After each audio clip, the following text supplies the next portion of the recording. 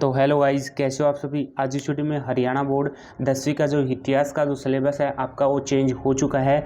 तो इस वीडियो में आपको कंप्लीट यहाँ से जो सरस्वती सिंधु सभ्यता है उसका संक्षिप्त परिचय है वो करवाने वाला हूँ। और इसी तरह आपको वीडियो मिलने वाली है इतिहास का जो सिलेबस है वो कंप्लीट मैं आपको इस चैनल पर करवाने वाला हूँ। तो आप इस चैनल पर जुड़े रहें और चैनल को जरूर सब्सक्राइब कर लें। और यहाँ से एग्ज़ाम में आने की पूरी जो संभावना होती है वो रहने वाली है आपकी बार, क्योंकि जो नया सिलेबस आया तो आपकी बार एग्जाम में जरूर यहाँ से क्वेश्चन बनेंगे। तो डियर स्टूडेंट, यहाँ से जो आपका जो हिस्ट्री की बुक है वो ऐसी दिखने वाले हैं, तो आप इसको परचेज कर सकते हो। कुछ सीटों के नेम दे रखे हैं एचबीएससी बोर्ड साइट पे, वहाँ से इनको परचेज कर सकते हो। तो हमारा जो फर्स्ट अध्याय है, फर्स्ट लेसन है सरस्वती सिंधु सभ्यता।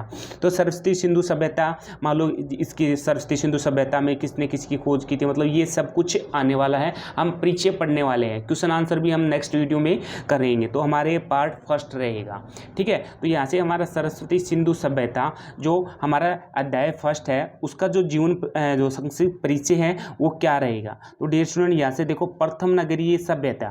तो जो प्रथम नगरीय सभ्यता थी इसमें सरस्वती व सिंधु नदियों के उपजाऊ मैदान में प्रथम नगरीय सभ्यता का उदय हुआ था। मतलब जो प्रथम नगरीय सभ्यता थी उसमें सरस्वती और सिंधु नदियों के उपजाऊ मैदान और प्रथम नगरीय सभ्यता का उदय हुआ था। अब आती है समकालीन सभ्यता। तो समकालीन सभ्यता में क्या हुआ, यहाँ पे मेसोपोटामिया व मिस्र की सभ्यता समकालीन सभ्यता मानी जाती है। मतलब समकालीन सभ्यता कौन सी थी, मेसोपोटामिया और मिस्र की सभ्यता को क्या कहा जाता है, समकालीन सभ्यता कहा जाता है। अब उत्खननकर्ता, जो उत्खननकर्ता थे कौन कौन थे। 1981 में दयाराम साहनी ने पंजाब प्रांत में हड़प्पा तथा 1922 में राखल दास बनर्जी ने सिंधु प्रांत में मोहनजोदड़ो नामक पुरास्थलों का उत्खनन किया था। मतलब 1921 में क्या किया था, दयाराम साहनी ने पंजाब प्रांत में क्या किया, हड़प्पा सभ्यता की खोज की थी। 1922 में क्या किया था, रखलास दास बनर्जी थी उसने क्या किया था, मोहनजोदड़ो जो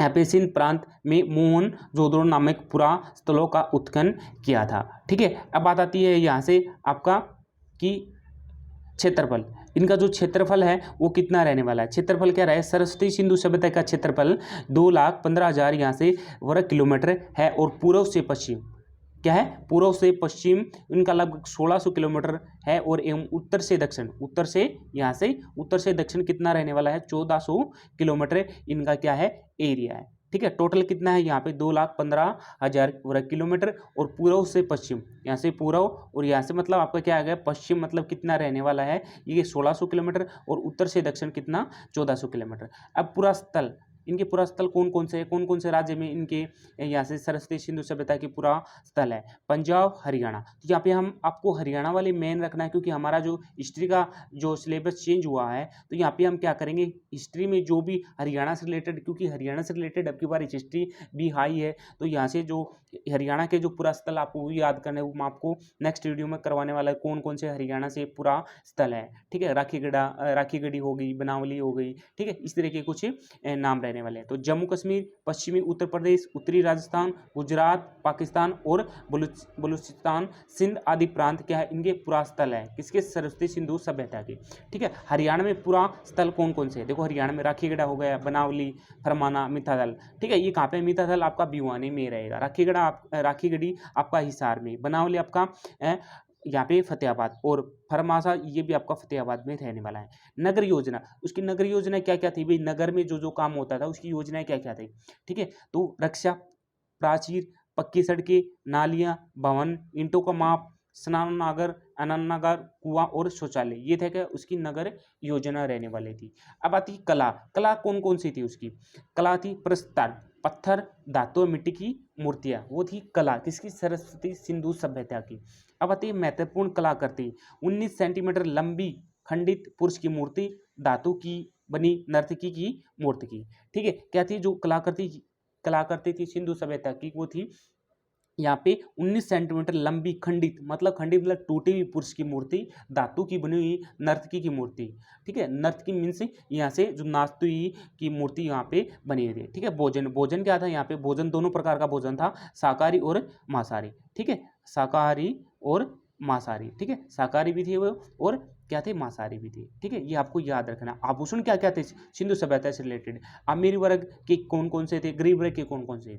देखो अमीर में हम वैसे भी याद रख सकते हैं सोने चांदी, अर्ध कीमती पत्थर, हाथी दांत के आभूषण। ठीक है, वैसे ही हम आपको पता है अमीर में कौन कौन से आभूषण थे, और गरीब वर्ग में पक्की मिट्टी, हड्डी व पत्थर के आभूषण थे। ठीक है, जैसे आपने कुछ मूवीज में देखा होगा कि कुछ मतलब यहाँ से जो पुराने लोग थे वो क्या करते, हड्डी व पत्थर के क्या करते, गले में आभूषण लगाए होते। नेक्स्ट है सौंदर्य उपकरण। सौंदर्य उपकरण क्या क्या थे सिंधु सभ्यता की, काजल, सुरमा, सिंदूर, हाथी दांत के कंगे व तांबे की शीशे, ये थे उसकी सौंदर्य उपकरण। अब आते हैं मनोरंजन। मनोरंजन किस किस से करते थे सिंधु सभ्यता के, तो मनोरंजन में क्या थे, शतरंज का खेल हो गया, नृत्य मतलब नाच कर, शिकार करना, बच्चों के लिए खिलौने, जूझने, सीटियां व गाड़ियां आदि, ये थे उसके मनोरंजन। अब आती कृषि, वो कौन कौन सी कृषि करते थे, गेहूं की कृषि करते थे, चावल, मूंग, मसूर, मटर, सरसों, कपास, तिल आदि की वो क्या करते थे, कृषि यहाँ पे करते थे। अब आते हैं पालतू पशु। पालतू पशु वो क्या क्या पालतू पशु को रखते थे, गाय को, भैंस को, ठीक है, बैल, भेड़, बकरी, कुत्ता, गधा, सुअर, घोड़ा आदि क्या करते थे, इनके पालतू पशु थे। ठीक है, अब बात आती है यहाँ से व्यापार। व्यापार कैसे करते थे, उनका व्यापार था वो कौन कौन सा था, आंतरिक व्यापार था, विदेशी व्यापार था, और स्थल व समुद्र दोनों मार्गों से होता था। मतलब आंतरिक भी था और विदेशी व्यापार था। और कैसे होता था, वो समुद्री मार्ग से होता था। ये नहीं था कि किसी गाड़ियों से, ट्रेन से, या यहाँ से बोले तो एयरप्लेन से। ठीक है, तो आपका ओनली क्या था, समुद्री मार्ग से क्या होता था, इनका व्यापार होता था। उपासना, उपासना किसकी करते थे वो, उपासना मातृशक्ति, प्राणी एवं वनस्पति जगत की यहाँ से आपका हो गया उपास्य देवी, पशुपति शिव और शिवलिंग की क्या करते थे, वो शिवलिंग की उपासना करते थे।